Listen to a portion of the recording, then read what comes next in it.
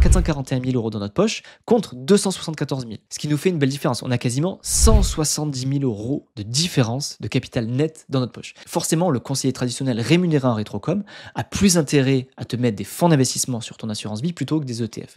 On perd à peu près 1000 € en restant sur l'assurance vie traditionnelle plutôt que sur une assurance vie en ligne, enfin sur une bonne assurance vie en ligne, gérée en gestion libre. 1000 € de différence à risque équivalent. Et j'insiste là-dessus, je suis pas en train de vous dire qu'il faut prendre plus de risques pour économiser ça, juste à risque complètement équivalent, vous gagnez 1000 € par an. Je vais t'expliquer dans cet épisode pourquoi tu dois fermer ton assurance vie. Ou encore pourquoi ton assurance vie te fait perdre des dizaines, voire des centaines de milliers d'euros. Attention, je préfère te prévenir, je vais pas te dire que l'assurance vie est un placement pourri et qu'il faut absolument fermer toutes tes assurances vie. Je vais te dire dans quel cas tu dois fermer ton assurance vie. Pourquoi je traite ce sujet aujourd'hui? Parce que je me suis rendu compte qu'en mission de conseil, quand j'accompagne quelqu'un de manière personnalisée sur ses placements, c'est le cas d'école que je vois le plus souvent. C'est-à-dire, je vois toujours à peu près le même type de profil, enfin 90% du temps, quelqu'un qui a un peu d'immobilier, que ce soit une résidence principale ou de l'investissement locatif, et en patrimoine financier, dans la majeure partie des cas, les gens qui démarrent, ils ont toujours une assurance vie, mais ils ont une assurance vie dans leur banque traditionnelle ou qui leur a été vendue par un conseiller en gestion de patrimoine qui n'est pas indépendant. Et le problème est toujours le même, c'est que ce sont souvent des assurances vie qui sont bourrées de frais et dans lesquelles on met n'importe quoi, enfin des placements qui sont très peu performants et qui sont bourrés de frais. Donc l'objectif de cette vidéo, ça va être de montrer de manière chiffrée concrètement déjà quel est l'impact d'une mauvaise assurance vie sur ta performance sur long terme à risque équivalent. Et dans une deuxième partie, je vais te montrer concrètement avec un tableau pourquoi tu dois fermer ton assurance vie, oui ou non, en fait dans quel cas tu dois le faire. Et je vais te montrer, j'ai créé un outil en fait qui va te permettre, en fonction des paramètres de ton assurance vie actuelle, de te prouver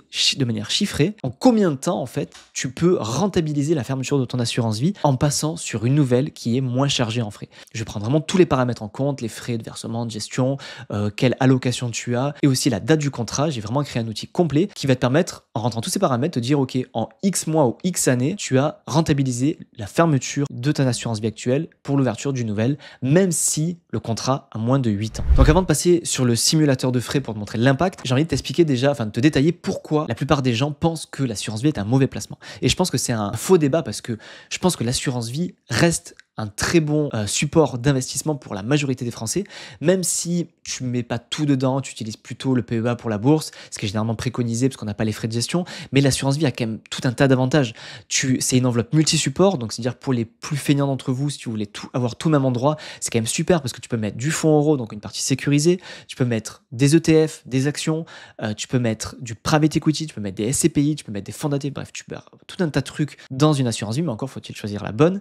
Tu peux aussi, l'assurance vie te permet d'avoir des avantages pour la transmission, le côté avantage fiscal, donc au bout de 8 ans, tu payes moins d'impôts, alors on y reviendra après sur la fiscalité, mais voilà, tu payes moins d'impôts au bout de 8 ans, et tu as aussi le côté capitalisant, c'est-à-dire que tant que tu ne sors pas l'argent, tu n'as aucun frottement fiscal. Bien sûr, il y a aussi des inconvénients, notamment, le principal inconvénient, ce sont les frais, des frais qui sont incompressibles, notamment les frais de gestion. Même quand on choisit de très bonnes assurances vie, tu as quand même les frais de gestion minimum qui sont de 0,5 à 0,6%. Un autre inconvénient aussi, c'est que tu n'es pas propriétaire de tes actions ou encore de tes SCPI, c'est l'assureur qui l'est, mais la contrepartie aussi, c'est que ça te garantit la liquidité. Et il y a un autre inconvénient aussi qui est la loi Sapin 2. Alors là, je te renvoie à la vidéo sur les 3 investissements pour protéger ton épargne, qui est vraiment si vraiment tu as peur d'une intervention de l'État et qui est un des problèmes quand même de l'assurance vie qu'il faut connaître, même si moi à titre perso, je suis pas forcément très inquiet sur le sujet, mais voilà, il faut quand même connaître cette loi Sapin 2. Pour ça, je t'invite à découvrir ma vidéo sur les 3 investissements pour protéger ton épargne. Donc je te propose de passer tout de suite sur mon écran. On va regarder dans un premier temps le simulateur de frais de l'AMF pour que tu vois l'impact en fait des frais sur ton assurance vie actuelle et sur une assurance vie en ligne qui serait du coup beaucoup moins chargée en frais et quel est l'impact clairement sur ton patrimoine. Et dans un second temps, je vais te montrer mon outil concrètement et comment tu vas pouvoir toi-même voir si il faut que tu fermes ton assurance vie ou pas et surtout en combien de temps tu vas rentabiliser la fermeture de ton assurance vie actuelle pour en ouvrir une autre maintenant. Et bien sûr, je te permettrai de télécharger mon outil complètement gratuitement dans le lien en description. Donc voilà, on est sur le simulateur de frais de l'AMF. Alors c'est un outil que j'ai déjà présenté quand même à plusieurs reprises, mais je te le remets ici pour te montrer l'impact en direct et je te mettrai aussi le lien en description si tu veux aller faire tes propres simulations. Donc grossièrement, on va faire une simulation avec où on part de 0 € de versement initial, c'est-à-dire on commence un contrat avec vraiment 0 €. On va mettre 300 € par mois, on considère que c'est notre épargne mensuelle. C'est quelque chose qui revient quand même assez souvent, je le sais auprès de mon audience, c'est quelque chose qu'on peut épargner et souvent la banque ou le CGP traditionnel va plutôt nous inciter à épargner tous les mois. Donc 300 € de versement mensuel. On a une durée de placement de 30 ans. Bon, on imagine voilà, que c'est quelqu'un qui a une trentaine d'années qui va épargner pour la retraite. On va viser un taux de rendement brut. Alors, j'ai mis 9%. Ça peut paraître élevé peut-être pour certains, mais c'est ce qu'on peut espérer avec le marché action. En tout cas, historiquement, c'est le marché brut action a fait 8 à 10% par an. Donc, on va partir du principe qu'on est exposé dans un profil dynamique à 100% en action avec 9% par an.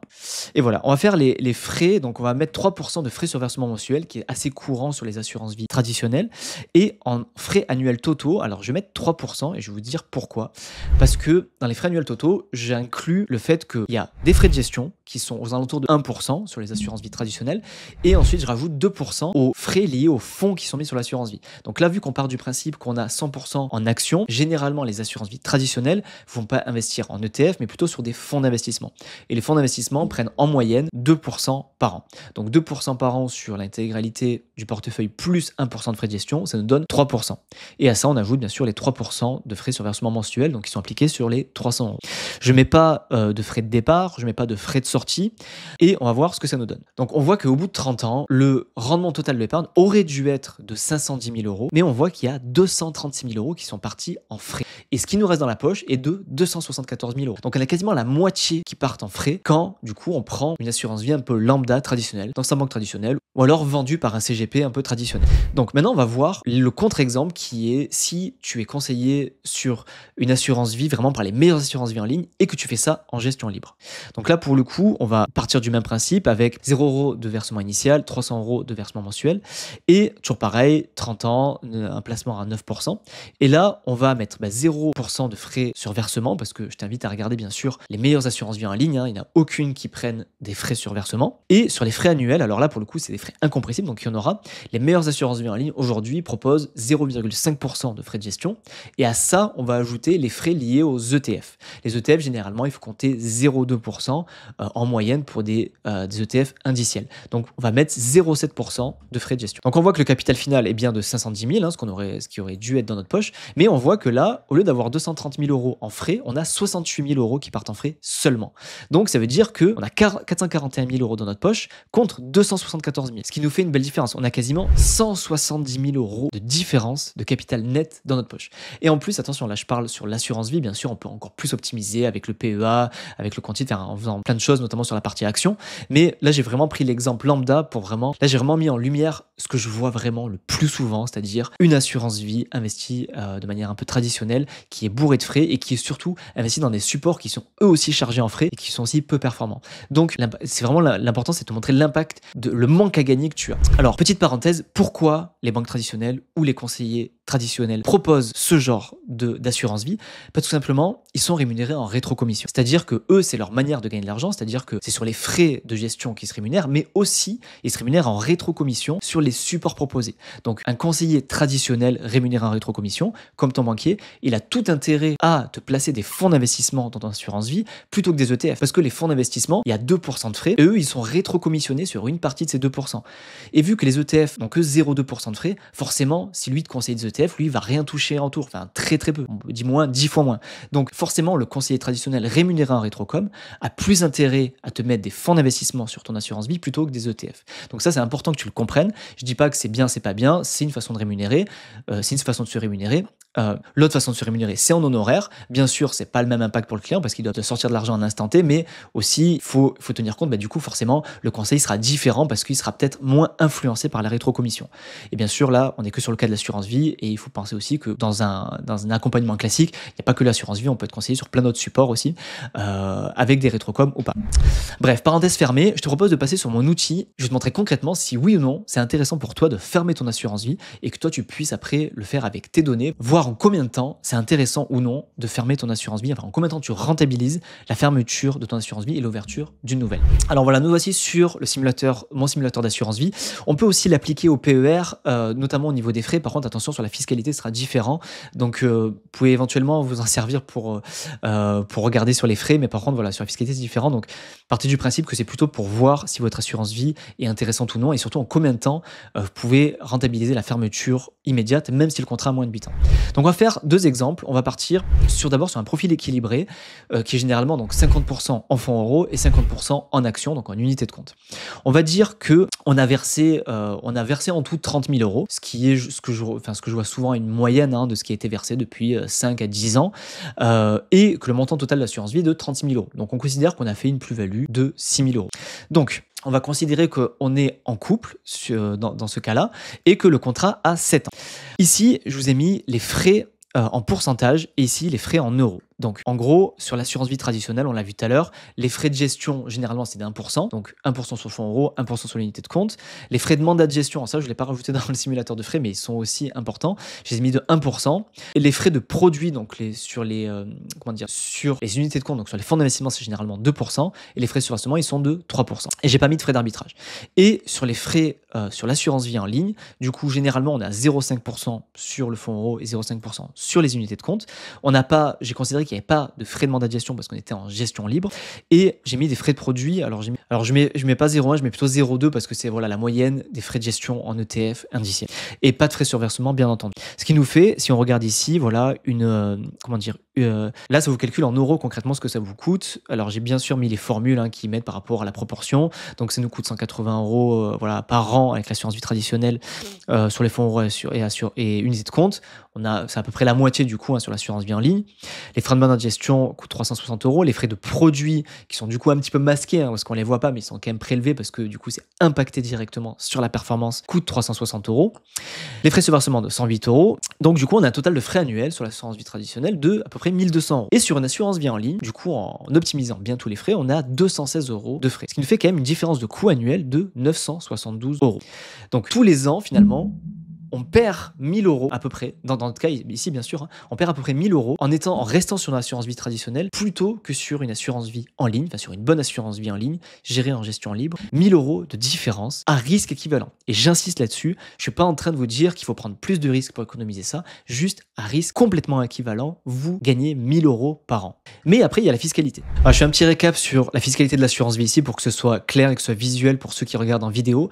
Donc, je ne vais pas forcément m'attarder sur les versements avant 2017 parce que ça complique encore la situation, mais pour les versements faits depuis 2017, en gros, avant 8 ans, tous les gains, plus-value, dividendes, loyers, de SCPI, peu importe, sont fiscalisés à 30%, donc la flat tax. Et après 8 ans, en gros, quand les gains rentrent dans l'abattement, c'est 17,2%, donc uniquement la CSG. Et l'abattement annuel, donc c'est de 4 600 euros pour une personne seule ou 9 200 euros pour un couple. Donc grossièrement, si vous avez 6 000 euros de gains et que vous êtes une personne seule, vous allez avoir 4 600 euros qui vont être fiscalisés à 17,2 et ce qui est au-dessus de l'abattement, donc les 6 000 moins 4 600, donc 1400 dans notre exemple, vont être imposés à 24,7. Voilà, grosso modo, comment ça se passe la fiscalité en assurance vie. Et si vous retirez l'argent avant 8 ans, c'est 30% tout le temps. Donc si on remet dans notre exemple, on a une date de contrat qui est de 7 ans. Donc on est un peu avant l'avantage fiscal. Et je vous ai calculé toujours l'impôt à payer avant les 8 ans et après les 8 ans. Donc on voit que là, dans notre exemple, c'est un petit peu bête de retirer maintenant parce qu'en attendant un an, on gagne quand même 800 euros d'impôt. Là, on est dans... J'ai fait bien sûr toutes les formules et les calculs avec les si, tout ça. Si c'est une personne seule ou un couple. Donc là, on est dans le cadre d'un couple. Alors on voit que dans ce cas-là, dans le cas de ce couple qui a 6 000 euros de plus-value, dans la mesure ils sont dans un contrat qui a 7 ans, donc inférieur à 8, c'est cet impôt-là qui est pris en compte dans le calcul et le temps nécessaire pour rentabiliser la fermeture de contrat, c'est 2 ans. Mais si le contrat a 8 ans, automatiquement, ça va vous prendre en compte l'impôt qui est ici. Donc l'impôt à payer après 8 ans, vu qu'on est sur une plus-value inférieure à 9 200 euros parce que c'est un couple, du coup, on va payer que 17,2 sur les 6 000, ce qui ne fait que 1 000 euros de plus-value d'impôt sur la plus-value à payer. Ce qui fait qu'en fait, on a 1 000 euros d'impôt à payer en sortant l'argent tout de suite, au bout de 8 ans. Et en fait, tous les ans, il y a une différence de coût de frais de 1 000 euros. Donc en réalité, en un an, c'est rentabilisé. Donc ça veut dire que dans ce cas-là, en fermant l'assurance vie aujourd'hui, en ouvrant une nouvelle, en un an, c'est intéressant de repasser sur une nouvelle, de fermer. Et même finalement, si l'assurance vie avait que 5 ans, finalement, en 2 ans, ça reste intéressant de fermer. On est rentabilisé la fermeture de l'assurance vie en repartant sur une nouvelle maintenant, même si elle a que 5 ans. C'est-à-dire que l'impact fiscal de sortir l'argent avant 8 ans, le désavantage fiscal ne couvre pas finalement les frais énormes que prennent l'assurance vie. Parce que vu qu'ils prennent 1 000 euros de frais par an, mieux vaut payer 1 800 balles en une fois, mais du coup après s'économiser, c'est 1 000 euros par an. Parce que du coup là on économise 3 000 euros. Donc là encore une fois, en 2 ans, on rentabilise ça, donc pour le coup ça vaut pas le coup d'attendre les 8 ans. Donc vraiment je vous invite à utiliser cet outil, rentrer vos données, les frais de votre assurance vie, bien sûr, ces données-là sont adaptées en regardant la brochure de frais de votre assurance vie, vous pouvez la trouver facilement facilement sur Internet normalement, et de regarder, alors ça je vous invite à garder ces valeurs-là parce que c'est ce que font les meilleures assurances vie actuellement, et de comparer, voilà, en renseignant bien sûr votre allocation aussi, et de regarder en combien de temps vous rentabilisez. On va faire un autre exemple, on va dire que là on est un peu plus agressif, on est allé à 80% en actions, donc en unité de compte, et 20% en fonds euros. Donc ça recalcule, on va dire qu'on est une personne seule et que le contrat il a 10 ans. Et du coup, alors on va partir sur des sommes un peu moins élevées et on va dire qu'il a versé 15 000 euros et qu'il a un montant total de 18 000. Donc là, on voit que la différence de coût annuel est de 600 euros. Okay, et les versements mensuels sont toujours 300 euros, date du contrat de 10 ans. Il a une plus-value de 3 000 euros. Donc là, s'il était sur un contrat qui avait 5 ans, il payerait 900 euros. Mais en réalité, vu qu'il paye 600 euros tous les ans de frais en plus, mais même en un an, il a rentabilisé ça. Et là, dans notre cas, si c'est en 10 ans, alors là, j'ai pas détaillé au mois en question, mais je pense que là, c'est même en termes de mois que ce serait plus intéressant de fermer l'assurance vie. Mais on voit que dans ce cas-là, dans le cas de notre personne seule qui a 3 000 euros de plus-value, en un an, c'est rentabilisé. On va prendre un autre cas. Avec des sommes peut-être un peu plus importantes, on va dire qu'il y a 100 000 euros qui ont été mis, mais qu'il a une plus grosse plus-value de 120 000 euros. Et on va dire que le contrat, il a 6 ans, et qu'il a une plus-value de 20 000. Là, on voit que la différence de frais pris tous les ans est de 3 600. Donc forcément, quand on augmente les montants, la différence de coût annuel augmente aussi, parce qu'on parle de pourcentage, donc ça augmente aussi. Donc là, dans notre cas, il a 20 000 euros de plus-value, et on voit que si le contrat a 6 ans, l'impôt à payer tout de suite, ce serait de 6 000, et parce que du coup, il aurait la flat tax à payer. Mais on voit que s'il attend les 8 ans, il aurait quand même 1 600 euros d'économie. Donc si au bout de 6 ans, il lui faudrait 2 ans pour rentabiliser. Donc là, en réalité, l'un dans l'autre, on peut se poser la question. Dans ce cas-là, on peut se dire, ok, est-ce que je n'attends pas les 8 ans pour finalement, au bout de 8 ans, attendre plus qu'un an. Donc on peut se poser la question, ce qui est plus intéressant. Je vous laisse encore une fois faire les calculs. L'important pour vous, c'est de vous mettre en évidence combien vous prend aujourd'hui votre assurance vie tous les ans. Combien ça vous coûterait de sortir maintenant, même si le contrat a moins de 8 ans, combien vous coûterait en impôts et en combien de temps vous rentabiliserez la fermeture de l'ancien contrat et l'ouverture d'un nouveau. Donc voilà, j'espère que cet exemple et cette simulation a pu vous aider. Je vous invite vraiment à télécharger cet outil qui est complètement gratuit, je le mets en description pour que vous puissiez faire votre propre simulation. Je vous invite vraiment à vous approprier l'outil, à renseigner vos données et vous voir et concrètement prendre la décision de savoir est-ce que oui ou non ça vaut le coup de fermer ou non, de garder l'assurance vie, parce que comme je le dis, je sais que dans 90% des cas, mieux vaut fermer l'assurance vie et en ouvrir une nouvelle, 90% des cas, mais il y a certains cas où, vu que il a été ouvert depuis 7 ans et qu'en attendant un an supplémentaire, on peut gagner quand même quelques milliers d'euros sur l'imposition et en faisant jouer le jeu des abattements, ça peut être intéressant des fois d'attendre un an ou deux pour la fermer. Donc vraiment, ça dépend des situations. Donc je vous invite à vraiment utiliser cet outil. Cet outil est aussi issu de la formation Adieu banquier, qui est une de mes formations best-seller, qui vous apprend à devenir votre propre conseiller, qui vous montre quelles sont les meilleures assurances vie, les meilleurs PA, comment construire votre allocation d'actifs globale en fonction de votre âge, de vos objectifs. Je vous invite aussi à la découvrir si ça vous intéresse. Je vous mets aussi le lien en description si vous voulez checker ça. Et puis moi, je vous dis à la prochaine pour un nouvel épisode.